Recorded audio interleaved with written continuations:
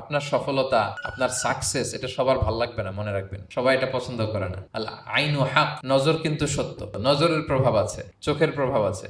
এজন্য কারো ভালো কিছু দেখলে মাশা আল্লাহ বলবেন, আল্লাহর দিকে ফিরিয়ে দিবেন ওটার কল্যাণ। কি বলবেন?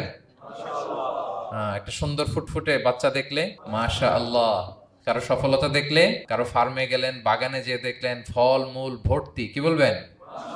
মাশা আল্লাহ। বিসমিল্লাহ মাশা আল্লাহ বললে এটাতে আর ক্ষতি হয় না। অনেকে বলে যে বাবা মা মাশাল্লাহ বলা লাগে না, বাবা মা আর নাকি মামা, এই তিনজন নাকি মাশাল্লাহ না বললে কিছু, এটা ভুল কথা। বাবা মারা বলতে হয়। বাবাও তার ছেলের কোনো সাকসেস, ভালো কিছু দেখলে কি বলবে? মাশা আল্লাহ, তাবারাকাল্লাহ, অথবা বিসমিল্লাহ মাশা আল্লাহ, এটা আপনারা বলবেন।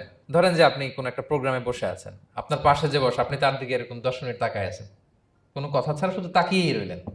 তার কি ভাল লাগবে বলেন? সে কি কমফোর্টেবল ফিল করবে? সে ভয় পাবে, সে ভয় পাবে, অস্বস্তি ফিল। আপনি কিছুই করেন নাই,